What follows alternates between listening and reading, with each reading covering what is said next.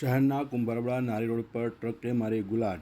કુંભારવાડા નારી રોડ પર IPCL company પાસે ટ્રકે મારી ગુલાટ.